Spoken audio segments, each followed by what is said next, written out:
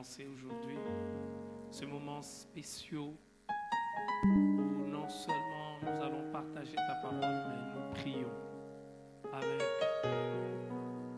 ceux qui sont jeunes. Seigneur, ma prière est que ce moment nous soit bénéfique. Bénéfique à moi, à mes frères et à mes sœurs.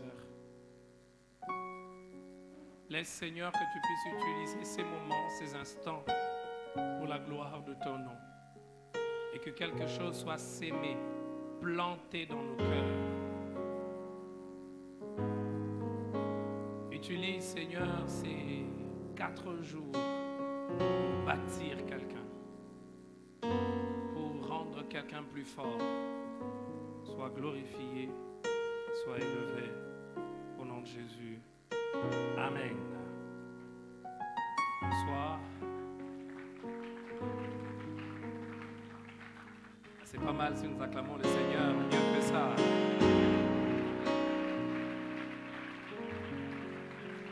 Gloire à Jésus. Alors, j'ai un fardeau particulier que le Seigneur a mis dans mon cœur. Et ce fardeau quitte difficilement, ou me quitte difficilement. C'est avoir de moments avec ceux qui sont jeunes, de moments de prière, de moments d'enseignement. D'habitude, nous avons des moments plus de partage, de conférence, mais cette fois-ci, c'est associé. Et la prière et aussi le partage. C'est pour ça que je vous invite, si vous en avez la possibilité de faire un grand effort, d'être là tout le jour et d'être là avant. On passe vraiment le temps dans la prière. Aujourd'hui, ça sera difficile, mais demain, jeudi, vendredi et samedi, on va gérer le temps de telle manière qu'après le partage ou après la prédication, que nous puissions avoir suffisamment de temps pour prier. Parce que je crois que quand on est jeune, on a aussi besoin de prière. On a besoin de se retrouver dans un milieu où on prie, on prie, on prie. Cela nous construit, cela nous aide, cela nous permet à raffermir notre marche spirituelle. Alors pendant ces 4 jours, nous allons aborder 2 sujets. Le premier sujet, c'est 10 mauvaises raisons pour commencer une relation amoureuse. Et le deuxième sujet, accomplir les desseins de Dieu en son temps. J'aimerais que nous puissions prendre nos Bibles dans le livre de Proverbes. Nous allons lire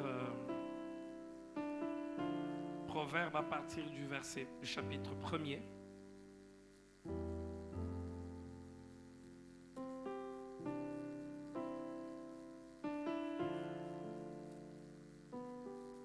J'ai dit chapitre 1er, c'est le chapitre 2. Proverbe, le chapitre 2, nous lisons à partir du verset 1er. Prends ta Bible. Si tu n'as pas une Bible en papier, prends même ton téléphone s'il y a bien sûr la Bible. Et lis avec moi Proverbe, le chapitre 2. À partir du verset 1er, il est dit ceci.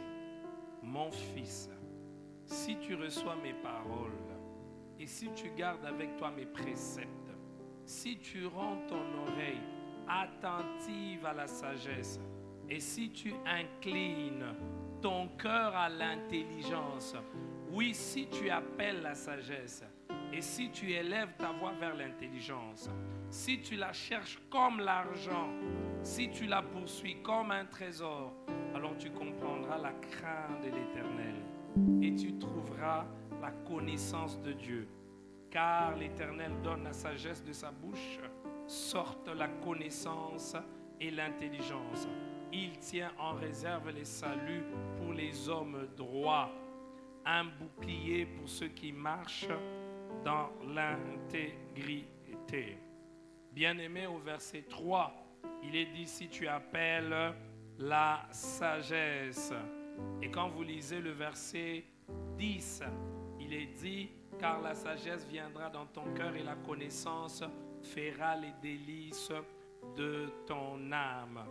Bien-aimé, la sagesse est une choses importantes qu'il faut posséder dans la vie.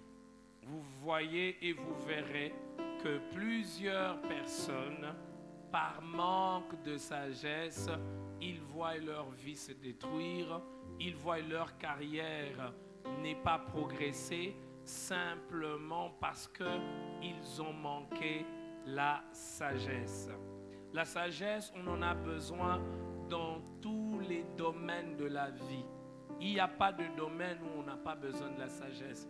On a besoin de la sagesse dans l'église, on a besoin de la sagesse dans nos relations avec les frères, avec les sœurs, avec les amis. On a besoin de la sagesse. On a besoin de la sagesse dans ses études. Il y a des gens qui sont pleins de dons, pleins de talents, mais qui manquent de sagesse. Et vous verrez que leur vie ne sera pas ce que tout le monde attend. Parce qu'on s'est dit, mais il est tellement intelligent, c'est qu'il doit progresser. Le manque de sagesse freine et bloque plusieurs personnes. Et le sujet que nous allons aborder, les deux sujets, c'est des sujets qui font référence à la sagesse. Nous avons besoin de la sagesse dans nos relations amoureuses. Et par rapport à ce premier sujet, j'aimerais nous donner 6 préalables, 6 choses importantes avant que nous puissions commencer à citer les mauvaises raisons. Et vous allez voir que cela a rapport avec la sagesse. Si tu désires la sagesse, si tu appelles la sagesse dans ton cœur, elle viendra. J'aimerais, frères et sœurs, comme préalable, pour que nous puissions mieux comprendre les 10 mauvaises raisons pour commencer une relation amoureuse, nous dire ceci. Nous ne devons pas négliger nos relations amoureuses. Nous devons prendre cet aspect de nos vies au sérieux. Plusieurs personnes ont tendance à croire que être spirituel signifie négliger les relations amoureuses, n'est pas appliquer la sagesse à ces secteurs de la vie. Certains pensent même que quand on parle des relations amoureuses, on aborde un sujet qui n'est pas spirituel, qui n'a rien à faire avec la Bible. D'autres même disent, quand on aborde la question des relations amoureuses, ça ne va pas nous permettre d'avancer. En quoi je vais évoluer, en quoi je vais progresser. Celui qui néglige d'appliquer la sagesse dans ses relations amoureuses finira par être rattrapé avec le temps par les conséquences de ses mauvais choix ou de ses mauvaises habitudes dans les relations amoureuses qui vont bloquer sa vie et qui vont les freiner. Ne négligez pas vos relations amoureuses. Ne les prenez pas comme si c'est des choses inutiles, comme certains disent, des choses de la terre. Oui, c'est des choses de la terre, mais qui ont un potentiel terrible, soit de vous freiner, soit de vous propulser. Nous connaissons tous des personnes qui sont devenues malheureuses par un mariage. Certains même qui sont morts à cause d'une relation amoureuse. On commence une relation amoureuse sans sagesse, sans intelligence, et on se retrouve enceinte, tenté d'avorter, on passe à l'acte et on meurt. Certains même, appelés par Dieu, ouais, ils prêchent bien, ils donnent des messages prophétiques, mais après, ils tombent dans une relation amoureuse comme lui toujours. Ah, parler de relation amoureuse, c'est des choses terrestres, c'est pas important. Il tombe dans une relation et il oublie que chaque relation que nous entretenons sur la terre nous influence. Quand vous avez des bonnes relations, elles vont vous influencer pour que vous puissiez grandir, pour que vous puissiez progresser, pour que vous puissiez évoluer.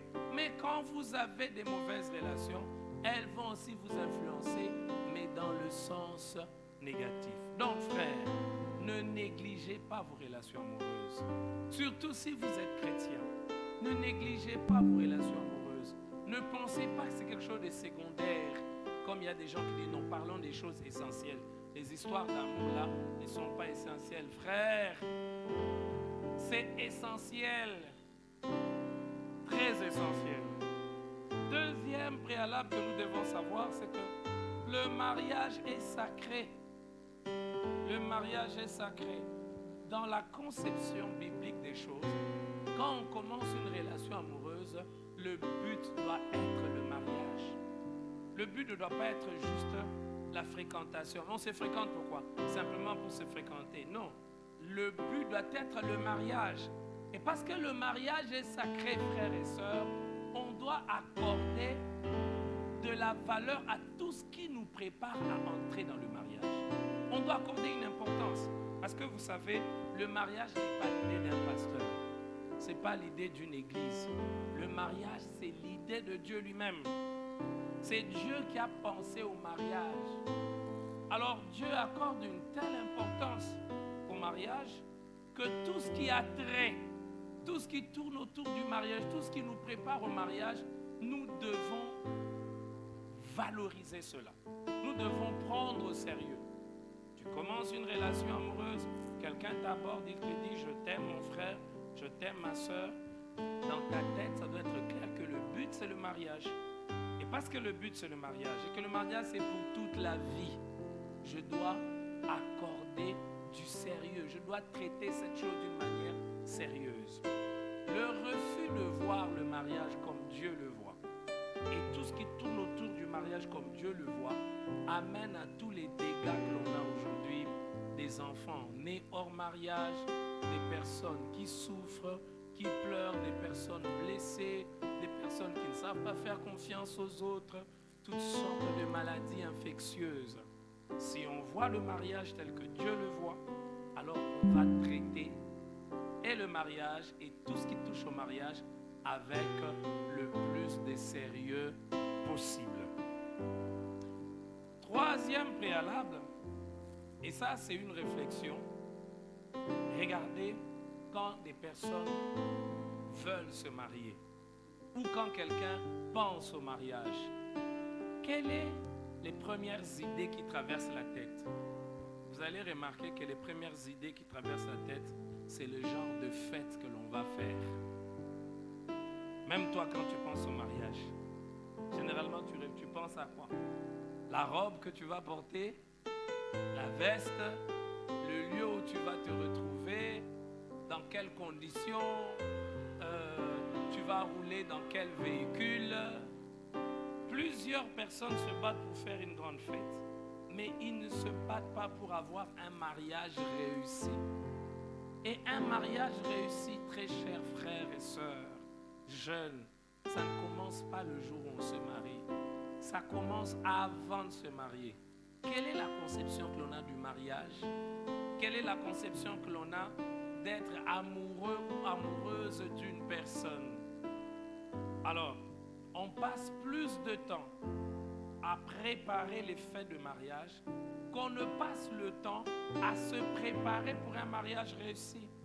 C'est pour cela, moi, je vous dis que Dieu a mis dans mon cœur un fardeau pour les jeunes et pour revenir sur ce sujet autant de fois. Ce que nous faisons depuis quelques années, et même cette année au début et maintenant, c'est au fait de travailler pour avoir des mariages réussis au sein de l'Église. Je suis pasteur d'une église où 70 ou 80% sont célibataires, ils ne sont pas encore mariés. C'est ma responsabilité de suffisamment enseigner, revenir et enseigner, avoir encore des réunions non mariées, revenez, non mariés. Le but, ce n'est pas seulement vous occuper. Le but, ce n'est pas seulement avoir un sujet partagé avec vous. Le but, c'est travailler pour qu'on ait des mariages réussis dans une église. Comme vous le savez, la réussite n'a jamais été un accident. La réussite est toujours la conséquence du travail. Des mariages réussis dans une église ne sont pas un accident. Un mariage réussi ne sera jamais un accident. Ne crois pas que, frère, tu vas réussir ton mariage parce que tu es beau, parce que tu es belle. Non, il y a des belles femmes qui divorcent. Des hommes très beaux qui divorcent. Ils ont fait un très grand mariage. Ils ont dépensé 5 000, 10 000 dollars. Il y a même des mariages où on a dépensé 100 000, même 1 million de dollars. Mais après, ce mariage échoue. Parce qu'on peut réussir sa fête et échouer son mariage. Un mariage réussi se prépare.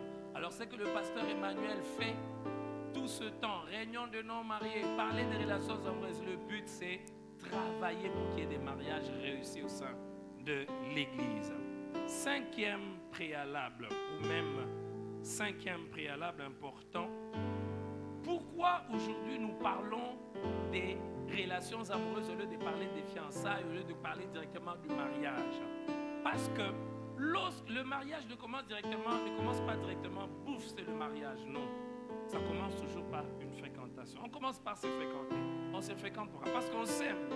Donc, je t'aime, je suis intéressé par toi, je suis attiré par toi. J'aimerais qu'il y ait quelque chose entre toi et moi. C'est là déjà la relation amoureuse. Alors, lorsque nous commençons une relation amoureuse avec des motivations qui ne sont pas bonnes, nous risquons de nous marier sur des mauvais fondements.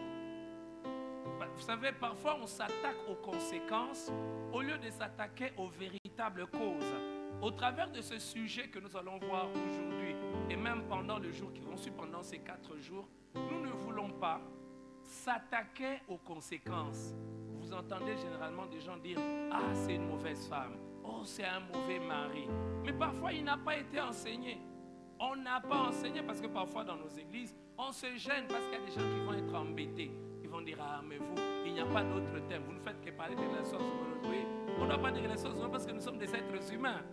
Et moi, je dois parler des relations amoureuses parce que la plupart des personnes qui prient ici, 70% ne sont pas encore mariés. C'est une grâce. Dieu me fait la grâce de voir des gens qui ne sont pas encore mariés. Alors j'ai l'opportunité de les influencer avec les principes bibliques pour qu'ils n'échouent pas leur mariage. Parce qu'une église où il y a des mariages réussis, c'est une église forte. C'est une église qui va gagner davantage des âmes. C'est une église où les enfants vont être bien éduqués. Mais regardez quand un mariage échoue. Alors la racine même de beaucoup de problèmes liés aux relations amoureuses, liés au mariage, c'est les motivations ou les raisons pour lesquelles on s'est marié. Pourquoi on s'est marié? Vous verrez les personnes qui se sont mariées, les familles ont dépensé beaucoup de l'argent, on a mis des photos sur internet, les gens étaient engagés et puis ils disent on doit se séparer. Vous dites mais vous voulez vous séparer, pourquoi? Est-ce que vous ne pouvez pas faire un effort? Est-ce que c'est pas possible? Non, non, je ne supporte pas, je ne supporte pas. Là on commence à dire mais faites un effort, restez quand même ensemble, vous avez des enfants. Parfois on pense que les problèmes ont commencé là, non. Les problèmes ont commencé quand ils ont commencé à se fréquenter parfois. Quelle est la raison? Quelles sont les motivations? Alors je vous en prie, ce que j'ai dit au début, ne négligez pas vos relations amoureuses. Ne prenez pas ça comme un jeu. Ça va engager toute votre vie. Tout votre avenir sera engagé. Il y a des personnes qui sont parties de mariage à mariage, ils font qu'échouer. Bon, celui-ci n'est pas bon. Maintenant, je commence avec un autre. Celui-ci n'est pas bon. Maintenant, je commence avec un autre. Même des femmes comme ça. Et il a des enfants avec cet homme. Et puis après, des enfants avec cet homme. Et puis après, et toute sa vie, ça sera comme ça. Malheureuse, parce que quand elle se retrouve seule, elle s'examine, elle se dit, bon, qu'est-ce que j'ai fait de ma vie? Elle peut être belle, intelligente, brillante, il y a quelque chose qui n'a pas marché dans sa vie. Pourquoi? Lorsque vous commencez une relation amoureuse avec des motivations qui ne sont pas bonnes, vous risquez de vous marier sur des mauvais fondements. Alors quand un homme vient te demander la main, tu es tenté à demander la main à une jeune fille, regarde tes motivations. Pourquoi je veux aller vers cette jeune fille? Pourquoi je veux dire oui à cet homme? Quelles sont les raisons?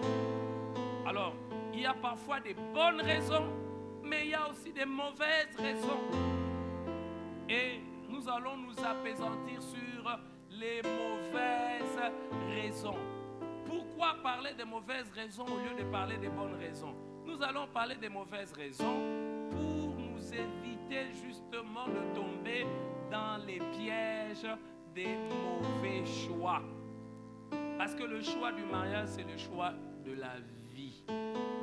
Ne tombons pas dans les pièges de la société de pays occidentaux où le mariage est bafoué, le mariage est négligé. Bon, on peut se marier puis on va divorcer. Où est le problème? Frère, l'Europe n'est pas un modèle ou un exemple en tout. Non. Ils ne sont pas des modèles en tout. surtout en modèle de mariage, de relations amoureuses, ils sont aucunement des modèles. Ils n'ont pas de leçons à nous apprendre. Vous les voyez beaux, ils roulent dans des belles voitures, dans les séries, mais après ils sont malheureux, ils sont misérables. Et lorsque vous vous mariez sur de mauvais fondements, ce mariage ne va pas durer. Lorsque vous commencez une relation amoureuse avec des mauvaises motivations, vous risquez de vous marier sur des mauvais fondements. Et la conséquence, le mariage ne va pas durer. Beaucoup de mariages, dès le premier jour, ils sont déjà condamnés à l'échec. Donc, il y a des fois, même en tant que pasteur, tu vois deux personnes s'engager, tu sais déjà que ces deux personnes ne vont pas aller loin. Même si tu n'as pas un don de prophète qui voit avec exactitude, mais tu sais voir seulement les indicateurs, les motivations de chacun, les motivations pour lesquelles chacun dans le mariage, tu te dis, ce mariage ici n'ira pas loin. Ils ne vont pas traîner, ils ne vont pas aller loin. Déjà, c'est comme on construit une maison, mais il y a déjà des fissures. Même si vous mettez l'or, même si vous mettez des diamants au mur, la maison va tomber. Alors, aujourd'hui, nous allons voir 5 ou 4 mauvaises raisons pour commencer une relation amoureuse. La première raison, première mauvaise raison pour commencer une relation amoureuse, c'est l'argent. L'argent. L'apôtre Paul dit que l'amour de l'argent est la racine de tous les maux. L'amour de l'argent est à la base de beaucoup de problèmes. Des gens se tuent, des gens se vendent, il y a des guerres parce qu'on aime l'argent. Il y a des gens qui se prostituent parce qu'ils aiment l'argent. Il y a des gens qui détruisent leur famille parce qu'ils aiment l'argent. Il y a des gens qui s'empoisonnent. Quand vous regardez autour, le problème c'est l'argent. Il y a des personnes qui se détestent. Et non, il avait pris mon argent. Non, mais non, moi. L'argent n'est pas une mauvaise chose en soi. Et vous devez le savoir. En tant que chrétien, l'argent n'est pas une mauvaise chose. Parce que si tu crois que l'argent n'est pas une mauvaise chose, tu vas aimer la pauvreté. La pauvreté qu'il faut aimer, c'est la pauvreté en esprit. Mais pas la pauvreté comme ça, parce que la pauvreté n'est pas une bonne chose. Si tu es pauvre, tu ne sauras pas te faire soigner. Parfois, tu auras beaucoup de problèmes. Tu ne sauras pas payer tes factures. Tu ne sauras pas faire étudier tes enfants dans de bonnes conditions. Donc, la pauvreté n'est pas une bonne chose. Mais il peut arriver qu'on passe par la pauvreté.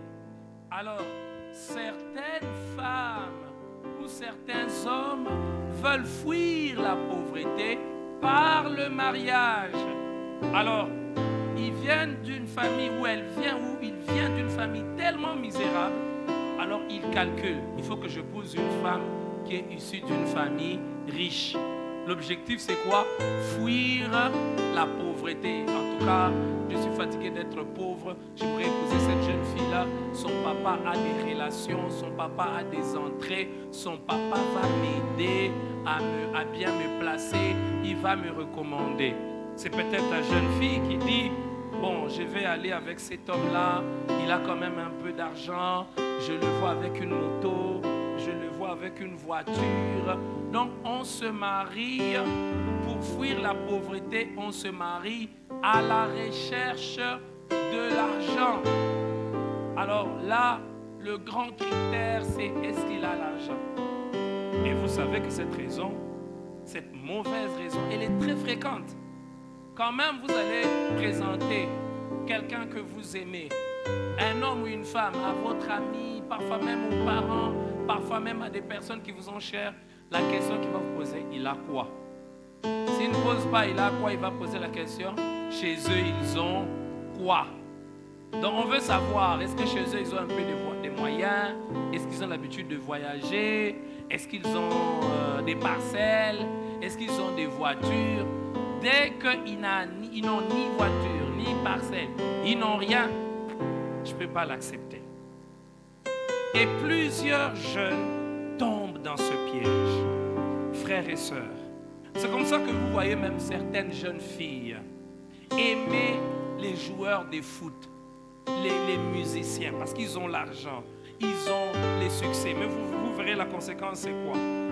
Parfois, ils vont fuir. Ils trouvent l'argent de ce monsieur et puis ils demandent les divorces. Parce que quand vous demandez les divorces, si c'est la communauté de biens, on va diviser l'argent par 2. Non, il faut que j'ai aussi l'argent parce que le but, c'est, surtout en Europe, il y a des femmes comme ça. Elles épousent des sportifs, elles épousent des chanteurs, comme il a beaucoup d'argent, et puis 2 ans, 3 ans après, il demande le divorce. On doit diviser les biens, on doit partager les biens. La sécurité n'est pas dans l'argent. Non. Parce qu'on pense que si on va dans une relation amoureuse où il y a l'argent, nos lendemains seront sécurisés. Bien-aimés, ne commencez pas une relation amoureuse pour l'argent. Alors, avant de parler des conséquences et même des caractéristiques des relations qui sont basées ou bâties sur l'argent, j'aimerais nous dire ceci. Quand quelqu'un commence une relation amoureuse avec comme motivation l'argent, il ne pensera jamais à ce qu'il doit apporter à l'autre. Cette relation sera toujours caractérisée par des demandes et des frustrations. Donne-moi un peu, donne-moi un peu, donne-moi un peu. Tu te fâches même toi, tu ne me donnes jamais. Il n'y aura même pas de patience dans cette relation. Il n'y aura pas de patience. Savoir que il a un parcours. Ce jeune homme, il a fini ses études. Les richesses se bâtissent. À moins des gens qui vont féticher, qui ont des richesses en un jour. Tu le vois aujourd'hui pauvre, puis demain tu le vois directement multimillionnaire. Mais toutes les richesses, elles se bâtissent. À moins que quelqu'un, son père avait beaucoup d'argent et puis il les laisse, il hérite beaucoup de biens. Frères, sœurs, jeunes, tu dois savoir, nous devons savoir que les richesses se bâtissent. Et ça prend du temps. Ce n'est pas du jour au lendemain que quelqu'un devient très riche. Ce n'est pas du jour au lendemain que quelqu'un obtient toutes les richesses que tu veux que ton fiancé ou que ton mari puisse avoir.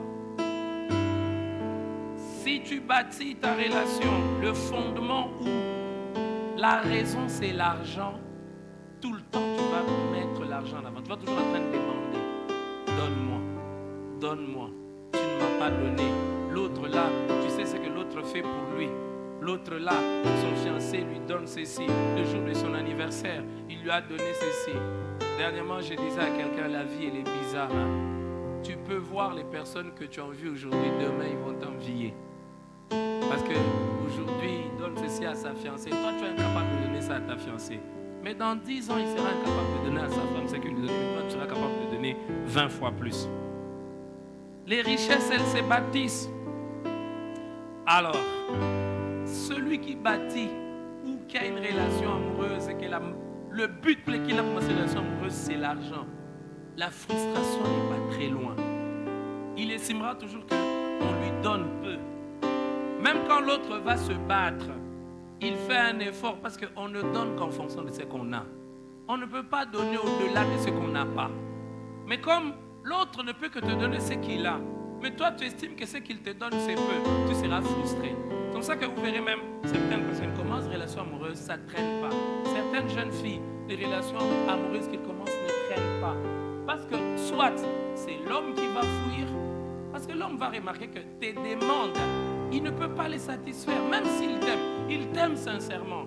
Mais, comme on dit en Tchouba, donc quand tu parles à moi, je ne peux pas porter un habit comme ça. Moi, bon, tu ne peux pas porter un habit comme ça, mais tu ne peux pas toi-même travailler pour porter l'habit comme ça. Aujourd'hui, même les femmes peuvent travailler. Hein. Il y a une femme Premier ministre dans notre pays. Hein.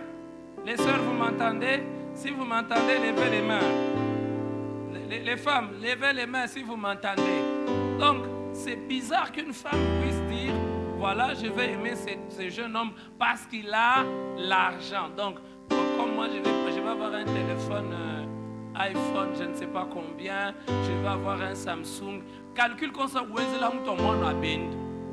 donc, tous tes calculs-là, j'ai traduit, tous tes calculs-là, tu les fais sur la tête d'une autre personne. Donc, bon, Bon, il y a même des sœurs qui donnent des raisons, c'est pas un problème. Ils pensent que mais je t'aime là, c'est gratuit. Moi, je lui dis je t'aime, il m'appelle au téléphone, il travaille aussi pour me donner des choses. Quand quelqu'un commence une relation amoureuse sur fondement de l'argent, il sera tenté d'aller vers celui qui a plus. C'est comme ça que vous verrez certaines personnes, ils commencent une relation et puis quand ils rencontrent dans son milieu quelqu'un qui a plus d'argent que celui qu'il a aimé, il va commencer à créer des problèmes à tout moment. Il va même chercher des raisons. Bon, je sens que je ne l'aime pas.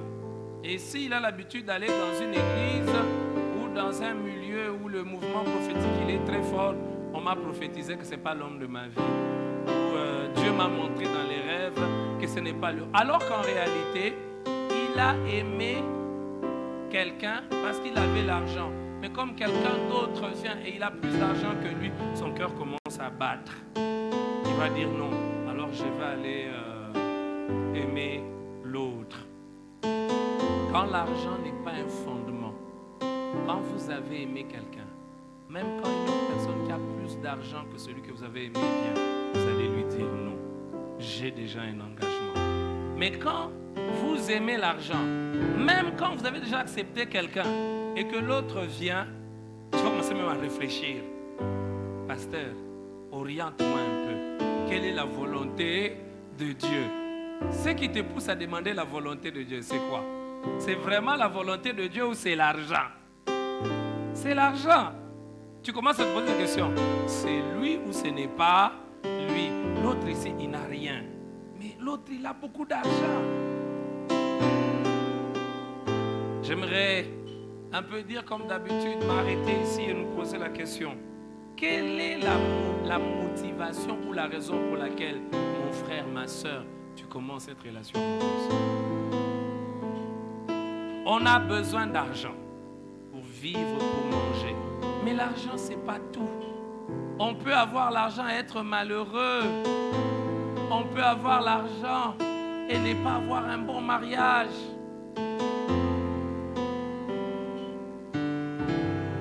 Je voulais dire vraiment, je prie Dieu que ces 4 jours que nous allons passer puissent être à la base du fait que quelqu'un ne fera pas un mauvais choix. Frères, sœurs, il y a des gens qui sont mariés. Ils ont l'argent, mais ils n'ont pas l'harmonie. Ils ont l'argent, ils sont mariés, mais ils n'ont pas la paix. Qui a dit que tous ceux qui ont beaucoup d'argent ont des bons mariages? Cette jeune femme-là que tu vois, son mari travaille quelque part, il lui donne une voiture et il roule. Et toi, tu es jeune, tu regardes, tu dis, moi aussi, quand est-ce qu'on va m'acheter une voiture? Je roule. Il lui donne la voiture parce qu'il est infidèle. Il le trompe, il la trompe. La meilleure façon de lui demander pardon, c'est prends même la voiture. Bon, mais on te trompe chaque fois. Peut-être qu'il te trompe même avec la travailleuse, la maman, la bonne que tu vas prendre à la maison, il te trompe avec elle. Alors pour te demander pardon, il te fait voyager. Va un peu à Dubaï, va un peu à Paris. Maintenant, toi, tu vois qu'on l'a envoyé à Paris. Tu te dis, ah, est-ce que celui-ci pourra m'amener moi à Paris? Est-ce que celui-ci pourra m'acheter une voiture? Mais il est fidèle quand même. Tu vois, celui-là, ce monsieur-là que tu dis, il a épousé une femme qui a beaucoup d'argent. Sa femme, elle est d'une bonne famille. Vous voyez, mais tu ne sais pas comment on l'humilie à la maison. Chaque jour, on lui dit, toi, tu es un homme, toi. Qu'est-ce que toi, tu as amené? C'est mon papa qui fait tout. C'est mon papa qui fait tout. C'est la femme qui est le papa de la maison. Mais toi, frère, quand tu regardes ta fiancée, tu dis, Jacobi, malheur à moi. Des femmes pauvres que j'ai épousées. Mon ami, elle a épousé une femme des familles riches. Moi, je devais épouser une femme des familles riches. Mais tu ne connais pas ce qui se cache. Demande la face cachée derrière cette apparence des richesses. Est-ce que je dis que la richesse bloque le bonheur? Non. On peut avoir l'argent et être heureux dans le mariage. Mais on ne doit pas se marier ou commencer une relation amoureuse. Le but, c'est l'argent. Vous voyez, c'est tellement important de commencer par cette raison, cette mauvaise raison, parce que même déjà, quand on est tout petit, en 5e, cette primaire, 6e secondaire, quand on commence un peu à aimer, il y a des amis qui nous disent, est-ce que tu aimes cette fille? Est-ce que... Déjà l'idée qu'ils doivent avoir l'argent est là.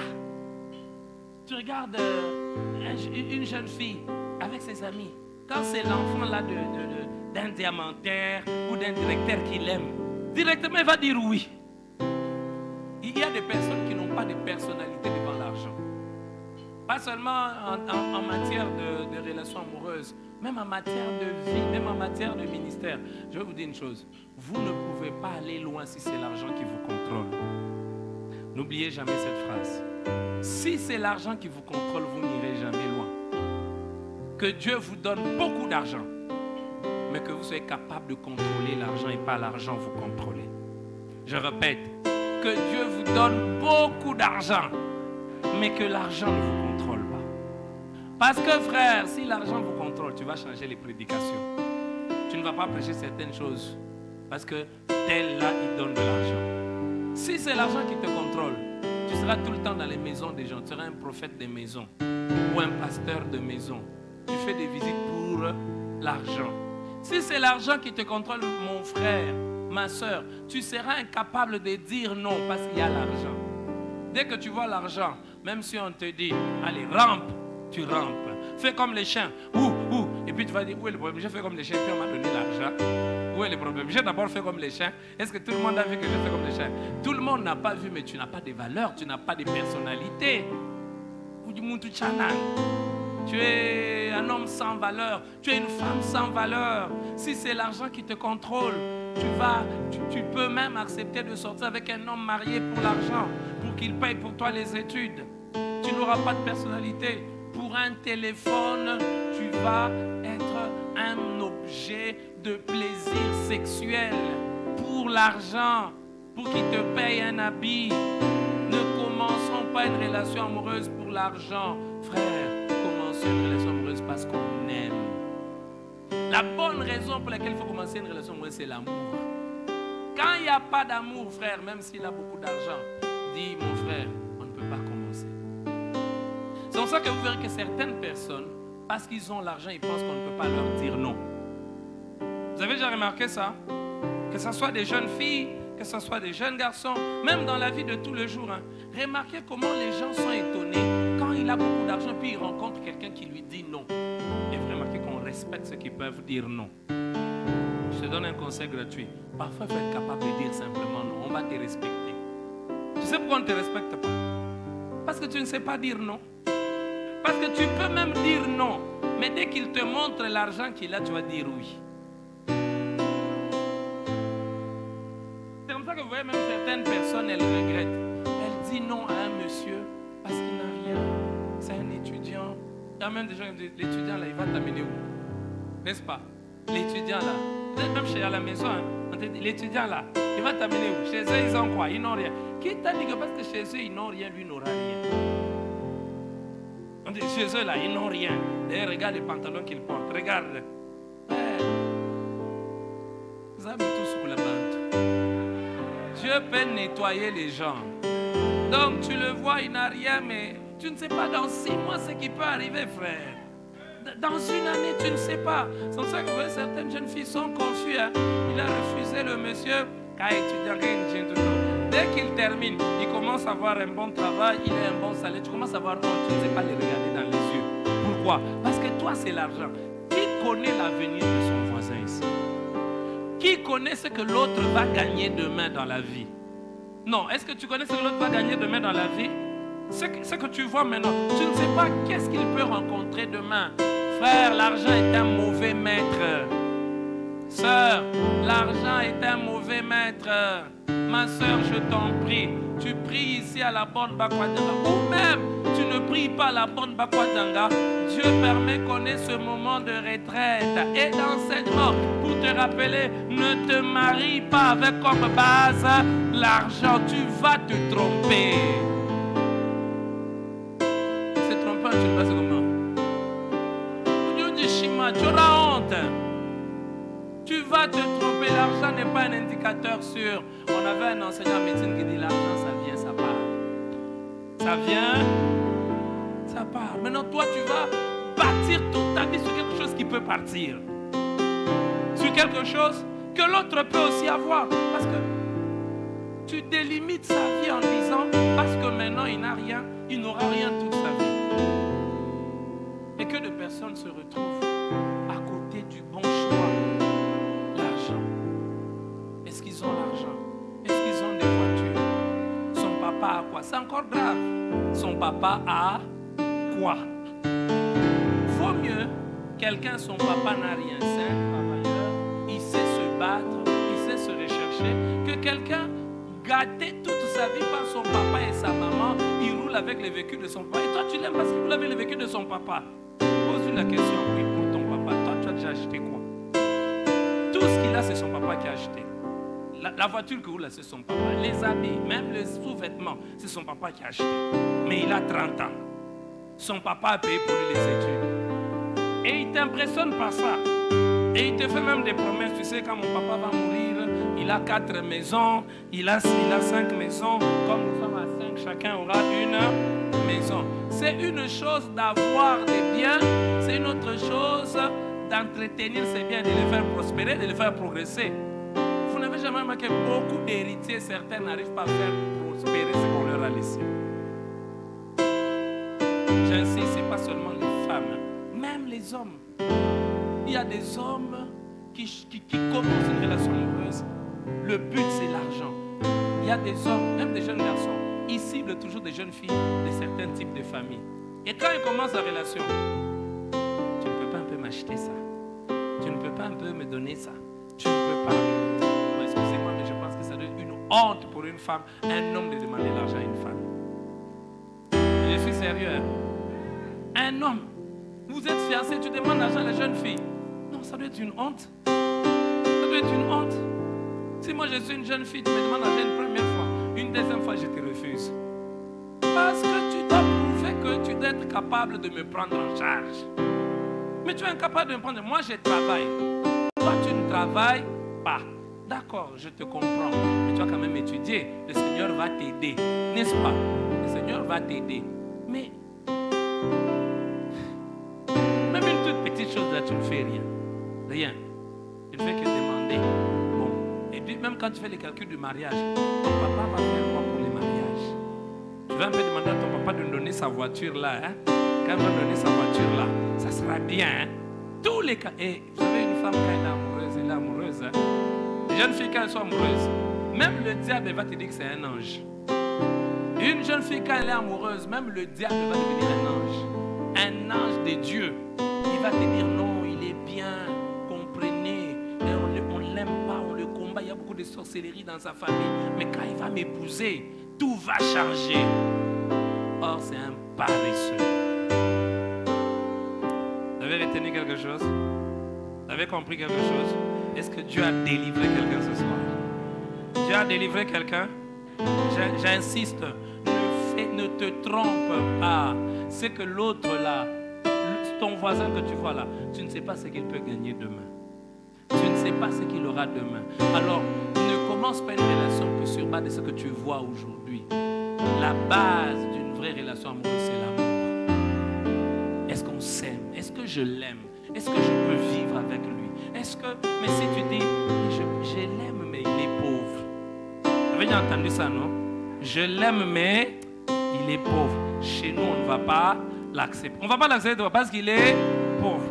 Rentrez le courage de dire à ton papa et à ta maman, vous attendez qu'il soit riche, Dieu va lui donner l'argent, il sera riche. Mais pour l'instant, il n'a rien. C'est un travailleur. On va bâtir ensemble. Ça fait du bien que de bâtir avec quelqu'un. Quand toi, tu attends seulement quelqu'un qui a déjà tout, toi, tu lui auras apporté quoi? Mes soeurs, vous voyez, quand une jeune fille dit, moi, j'aimerais un mari qui a déjà une voiture, qui a déjà une maison. Papa, tu vas épouser quelqu'un qui a 40 ans. Toi, tu as 20 ans. Tu as 20 ans, tu épouses quelqu'un parce que tu veux quelqu'un qui a déjà tout. Ça prend du temps. C'est pour ça que vous verrez que certaines jeunes filles, elles n'épousent que des papas. Parce que les niveaux de vie qu'elles attendent, un jeune homme de 25 ans, peut-être qu'il n'a pas encore ça. Pour qu'un jeune homme de 25 ans ait voiture, maison, peut-être qu'il a commencé à travailler à 17 ans. Il a vraiment commencé à travailler à 17 ans. Mais vous avez étudié avec lui. Il termine. Il aura voiture et maison quand? Laisse-lui le temps de travailler. Tu vois celui que tu envies là, de votre quartier là. Il y a 10 ans, il n'avait pas ça. Il n'avait pas. Peut-être même la femme que tu envies parce qu'il est poussé un homme riche. Là, quand ils se sont mariés, il n'avait rien. Les richesses prennent du temps pour s'accumuler. Ça prend du temps, mes frères. Ça prend du temps, mes soeurs. Ne faites pas un mauvais choix parce que il y a l'argent. On est d'accord? Maintenant, il y a quelqu'un dans son cœur qui s'est dit, ah, François m'aime.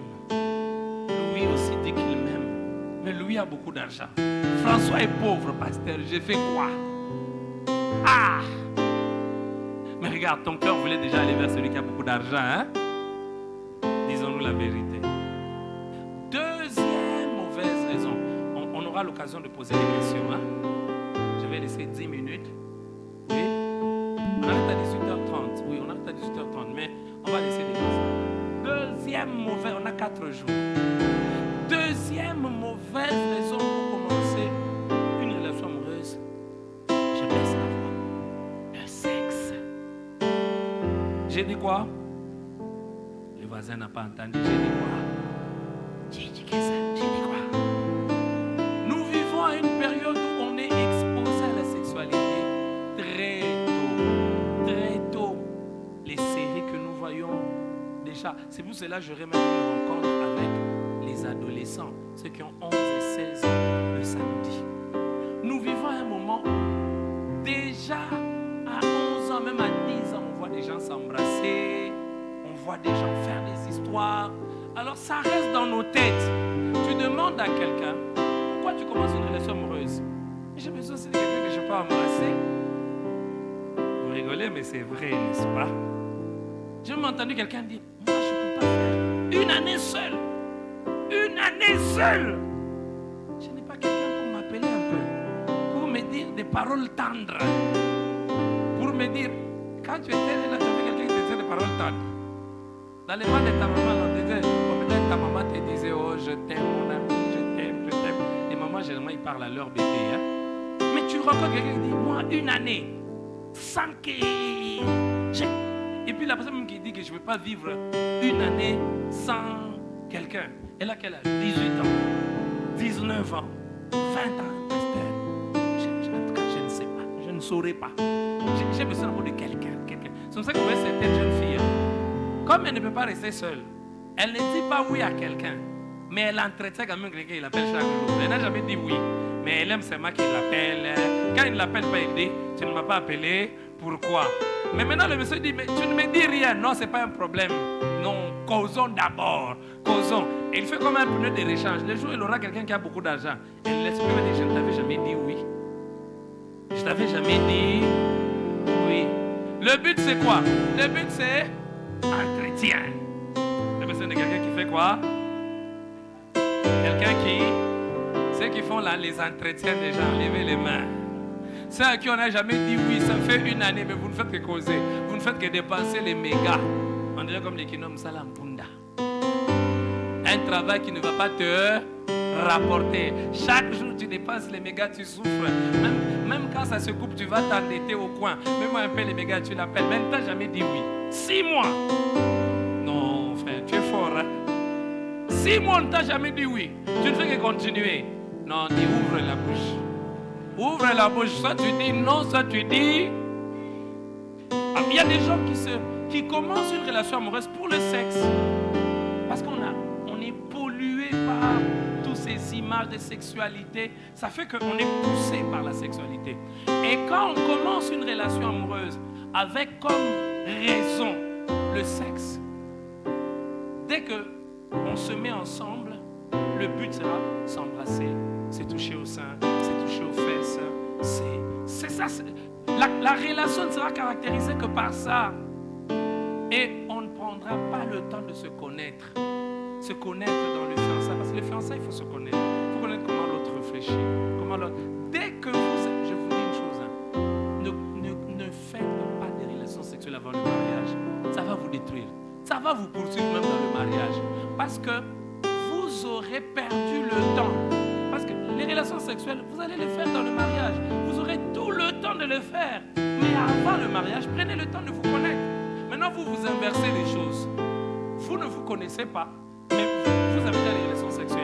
Et quand vous commencez les relations sexuelles, vous n'avez plus le temps de vous connaître. Tu n'as plus le temps d'observer. Surtout quand vous avez déjà commencé. Même quand vous dites, on a fait le péché, on a abandonné, on ne fera plus. On prend les yeux, on ne fera plus. Quand vous regardez, un mois après, vous allez encore retomber. 2 mois après, vous allez retomber. Vaut mieux ne pas avoir fait que faire même une seule fois. En matière de sexualité, vaut mieux ne pas avoir fait. Mais quand vous commencez une relation amoureuse, là, regardez, la base, c'est quoi? Si la base, ce n'est pas le sexe, la base, c'est qu'on s'aime. Allez, on sait que le sexe, là, on l'aura. Quand vous regardez déjà ces mariés, il ne faut pas naïf. Ils auront des relations sexuelles. Ils ont des relations, c'est parce qu'ils sont mariés. Mais avant le mariage, on attend. Et quand la motivation, c'est le sexe, généralement, il y a la précipitation. On ne sait pas attendre. Vous entendez même quelqu'un dire, oh, toi, tu as une fiancée. Tu ne la touches pas. Non, c'est pas normal.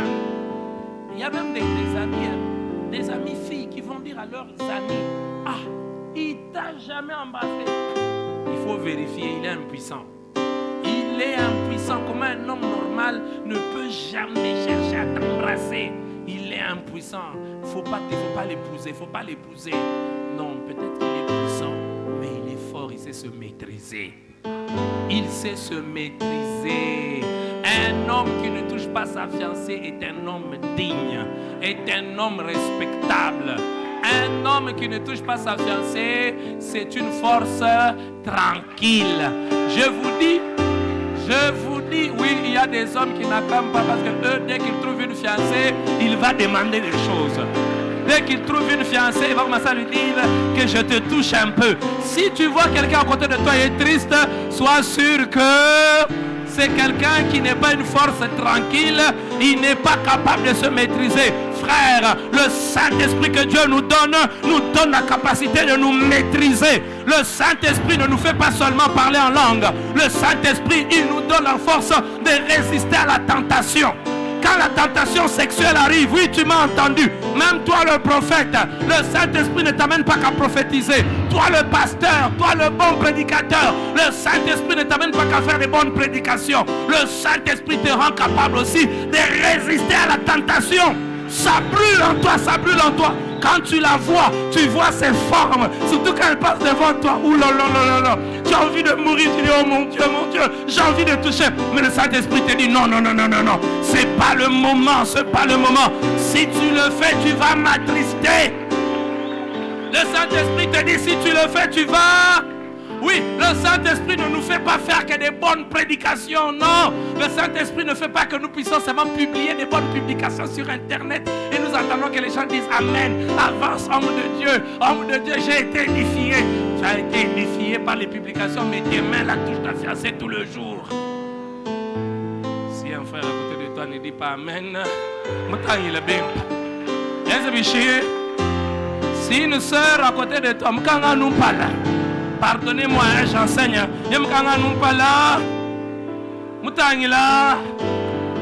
Comme ça, il y a une fiancée capable de résister. Mais je prie le Seigneur qu'il rende les jeunes de cette église, et même ceux qui nous suivent sur Internet, et même ceux qui sont venus ici, qu'il nous donne la force de résister. Il est temps qu'il se lève, il est temps que l'on prêche dans nos églises pour qu'il y ait émergence d'une autre génération. Une génération de jeunes qui vivent leur fiançailles dans la pureté, sans se toucher. C'est possible. Regarde ta voisine, dis-lui c'est possible. Je vois même une voisine qui ne veut même pas te regarder. Parce que c'est dit dans son cœur, moi on m'a déjà touché, maintenant je fais quoi? Oui, on t'a déjà touché, frère, soeur. On t'a déjà touché, c'est vrai. Dieu est un Dieu plein de miséricorde. Il va te pardonner, mais va et ne pêche plus. Va et ne pêche. Ouais, les gens, même quand on publie des choses sur Internet, les gens qui se fâchent généralement, les gens qui commentent mal, c'est les gens généralement qui ont déjà touché. Et ils ne veulent pas arrêter. Tu es tombé une fois, maman, tu n'es pas condamné de tomber toujours. Frère, tu as demandé une fois, tu as toujours demandé, montre-moi les photos, envoie-moi les photos. Généralement, c'est quoi? La relation elle est bâtie sur les sexes. Pourquoi on a tous ces problèmes, les sextapes, des photos? La relation elle est bâtie sur les seins. Ma soeur, quand un homme vient, tu dois regarder ses motivations.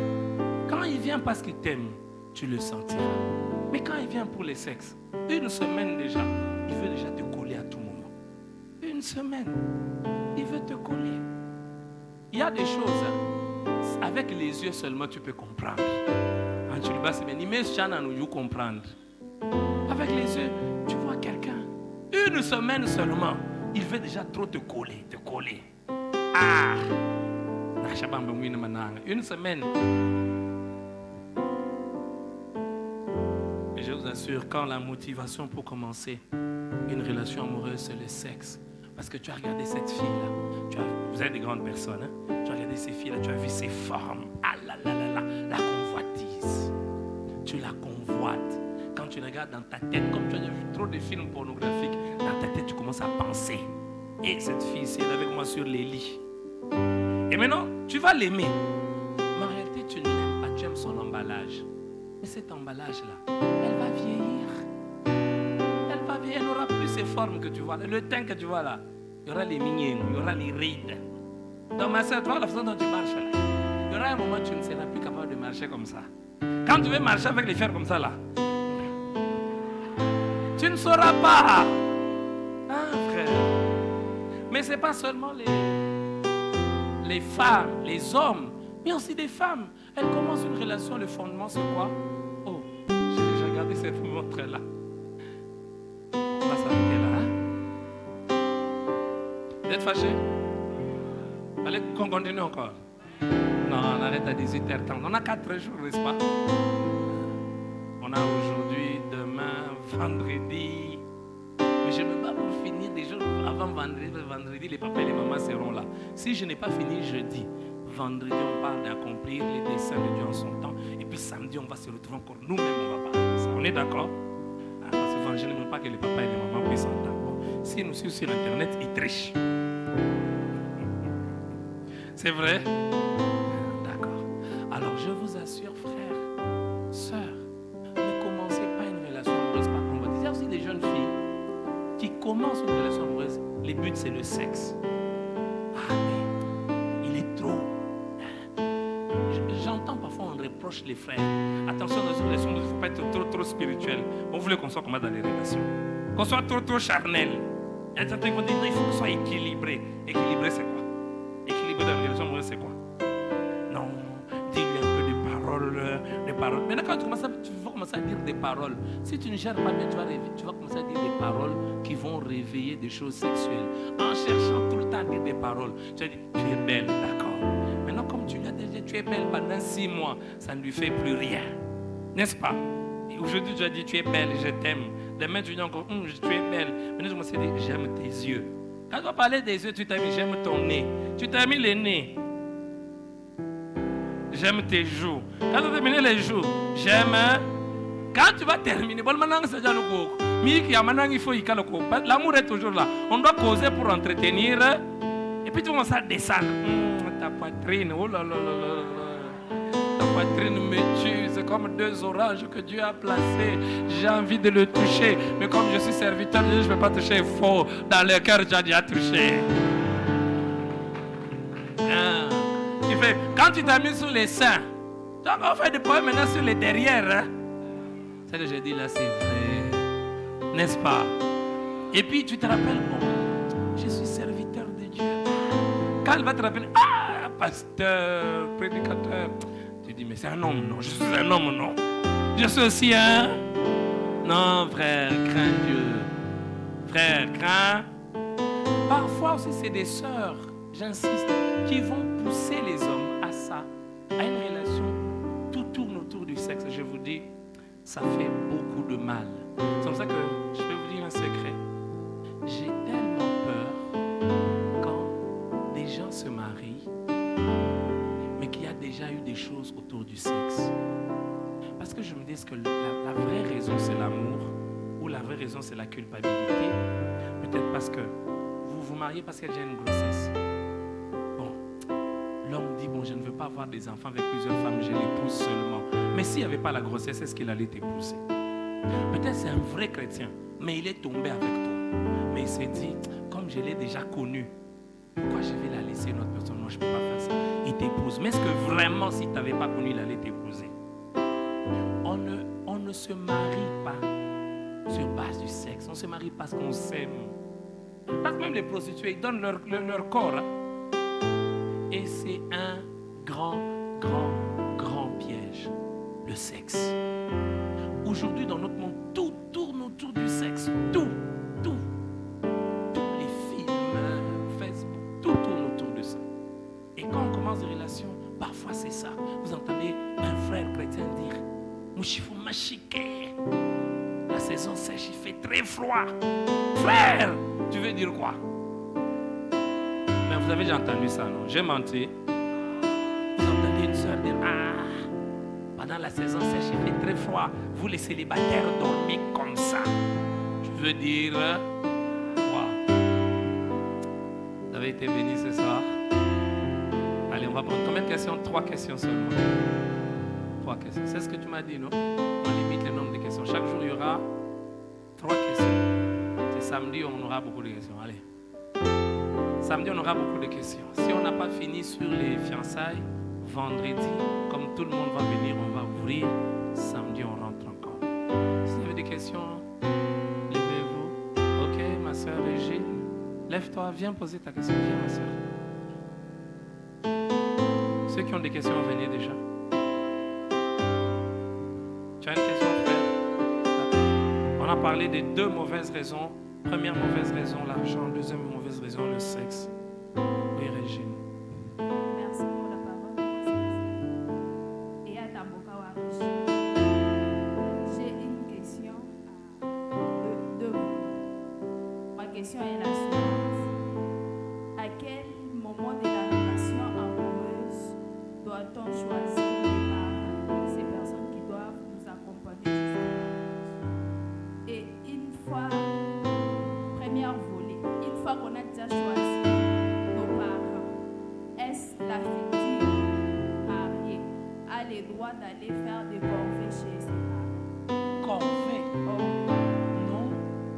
Quand on choisit un parent, le parent ne peut pas, normalement, quand on connaît, quand on a les bonnes manières, le parent ou la marraine peut exiger à la personne, à la jeune fille qui parraine, de venir préparer chez elle. Non.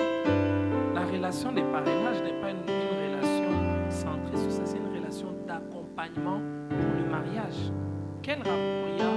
Tu as un parrain, tu as une marraine et la marraine va te dire que va construire le Kobila. Ça n'a pas de sens. Mais ça n'exclut pas que tu peux l'aider un jour. Peut-être qu'elle est bloquée, tu peux l'aider. Et quand ça devient un système, non. Je vais vous dire une chose, hein.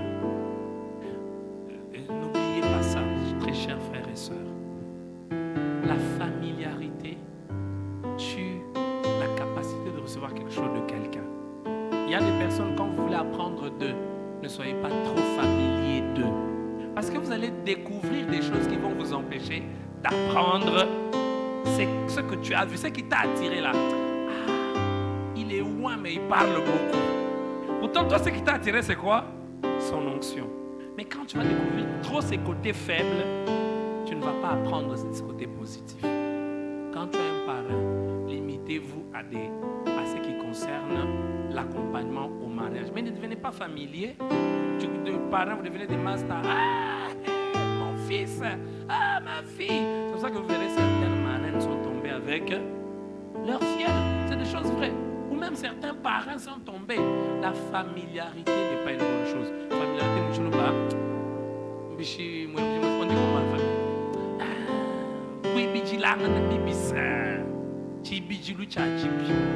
Quand est-ce qu'il faut choisir un parent? Le plus tôt possible. Le plus tôt possible. C'est toujours mieux de choisir un parent dès le début. Parce qu'il y a beaucoup de gens qui choisissent les parents que pour s'afficher avec lui au mariage. Or, le parent, c'est quelqu'un qui vous accompagne, qui vous donne des conseils, qui peut être comme un conseiller, au fait, pour vous donner de son expérience, la sagesse, pour que vous puissiez bien vous marier. Déjà, vous avez dit que non, ce n'est pas permis d'aller travailler chez les parents. Alors, quel conseil donnerez-vous à ceux qui le font déjà? Ceux qui le font déjà, bien sûr, ils doivent arrêter. Quand nous nous disons que nous avons des choses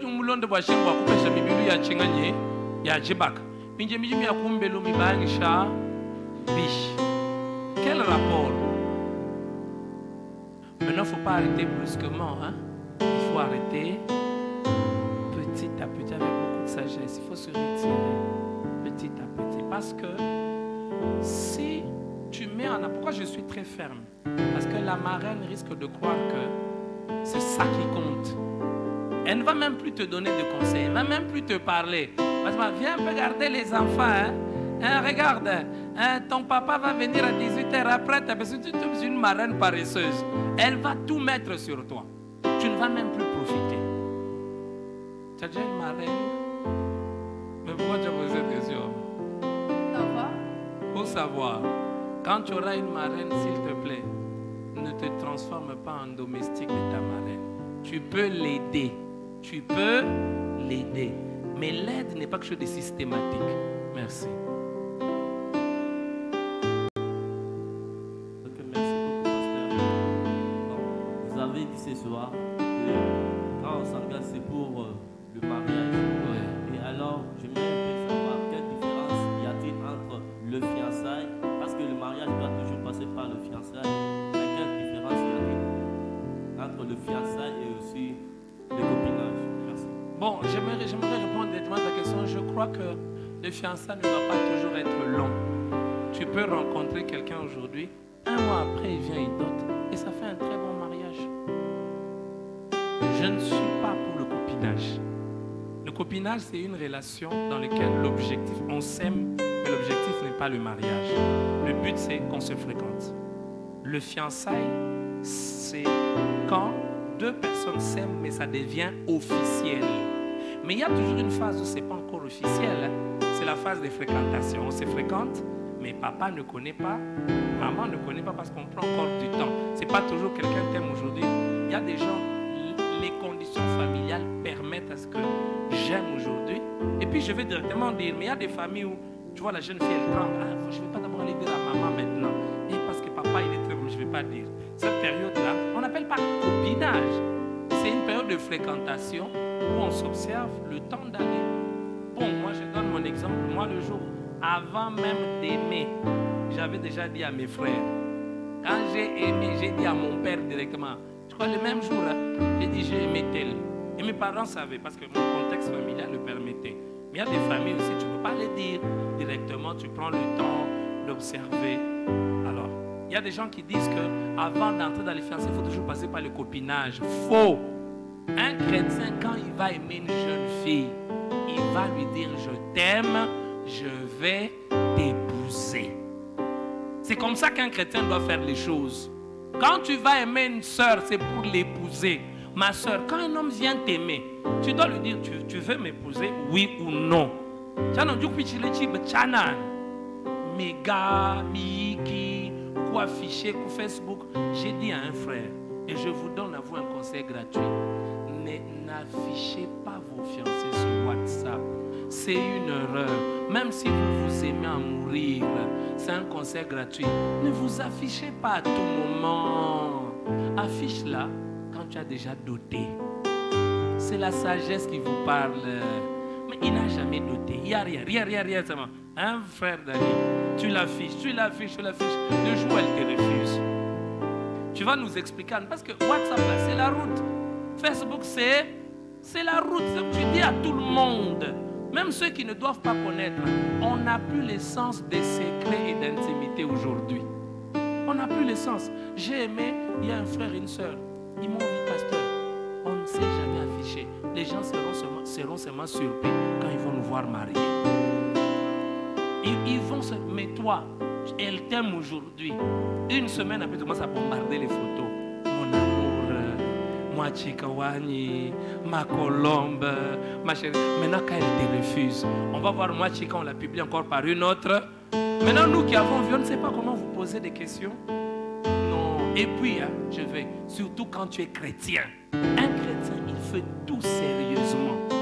Pour que tu affiches une jeune fille, sois sûr que tu vas l'épouser. sœur pour que tu autorises à un homme. Il y a même plus des sœurs qui peuvent dire à un homme ne me publie pas. Il y a des jeunes filles qui pensent que c'est la gloire qu'on les publie. Non. C'est une fausse publicité. Il y a même des jeunes filles qui, aujourd'hui, des jeunes filles font le problème. Tu ne m'as jamais publié. Il ne m'a jamais publié. Ils en font même des problèmes. C'est que tu me caches. Non, maman. D'abord, ton papa ne connaît pas. Ta maman ne connaît pas. Pourquoi tu veux qu'on te publie? C'est devenu une gloire. Aujourd'hui, il y a même des gens qui pensent que c'est une gloire quand on les publie. Tu gagnes quoi quand on t'a publié? Tu fêtes ton anniversaire, tu nous envoies nous tous des photos. Publiez-moi un peu. Aujourd'hui, c'est mon.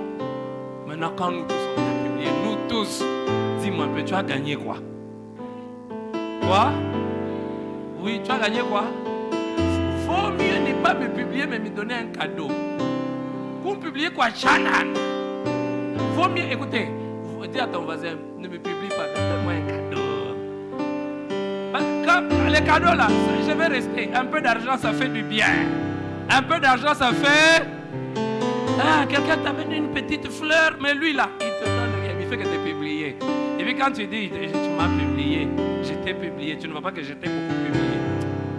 Donc frère, le copinage n'est pas chrétien. Ça va? Dernière question. Il reste 2 minutes. Hein? 4 minutes. Merci pour la parole. Demain, vous serez là avant? On peut commencer plus tôt? Demain, on va se battre pour donner peut-être 6 raisons. D'accord. Voilà, pasteur, pour vous réaliser une relation amoureuse, par où on commence à faire?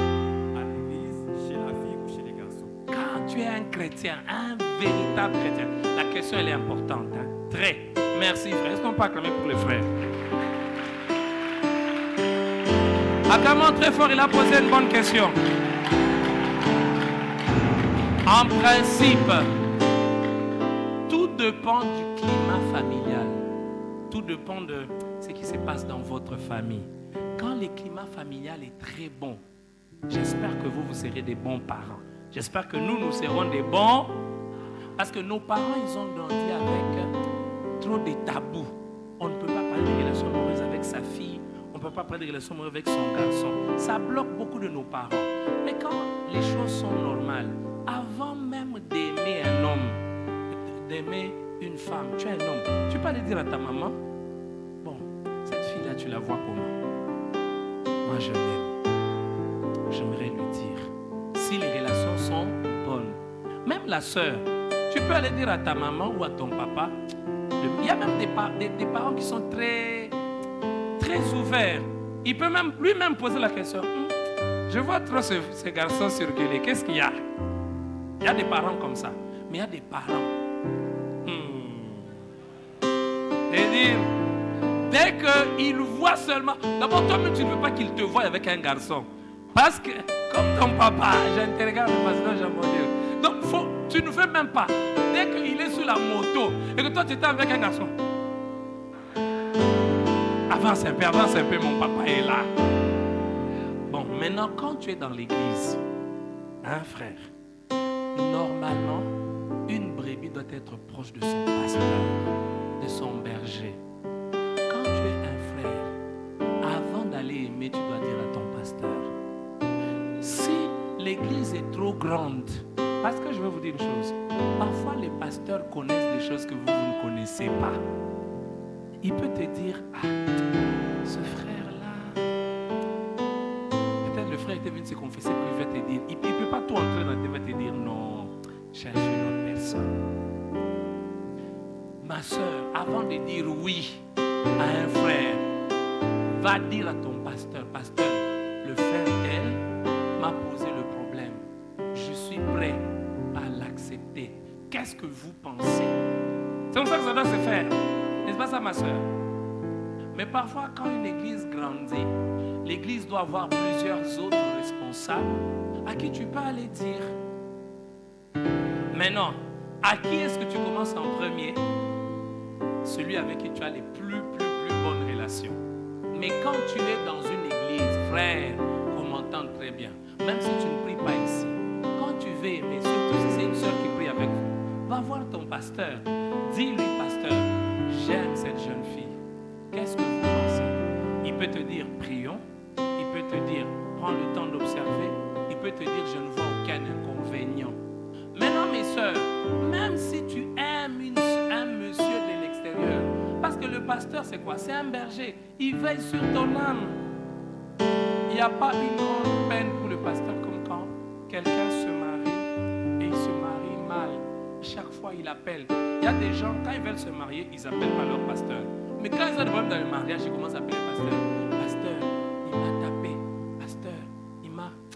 Je voulais vous dire quelque chose, mais je me suis retenu. J'ai dit, quand quelqu'un me dit dans le bureau, je ne dirai jamais l'exemple dans la chaîne. Je me tais. Mais il y a parfois des audios que j'ai là-bas. Quelqu'un m'a fait un audio de 20 minutes sur WhatsApp. Audio ou quelque chose. Mais tu dois entendre. Mais je ne vous dirai pas ce qu'il m'a dit. Hein. Je me donne cette discipline. Parce que les prédicateurs, ce qu'on leur dit dans les bureaux, ça devient des exemples. Prédicateur, c'est une déformation, c'est pas bien. Même si vous ne citez pas les noms, gardez les secrets des gens. Ne donnez pas des exemples. Moi aussi, je l'ai fait. Mais j'ai décidé cette année, tu ne mets pas quelque chose au bureau, je ne donnerai pas l'exemple du haut de la chaîne. On est d'accord? Alors, au lieu de tracasser le pasteur quand ça ne marche pas, commence déjà dès le début du pasteur. Regardez celui qui m'aime. Je sais ceux qui a déjà ici qui sont amoureux, ils n'ont jamais dit à leur pasteur. Même quand ils ont accepté. Même quand ils ont accepté. Je fais passer mes radars. Les sœurs qui prient à la bande, on va lever les mains. Non, si vous priez ici, levez les mains. Elles ont toutes honte. Frère Dani, les sœurs ont honte.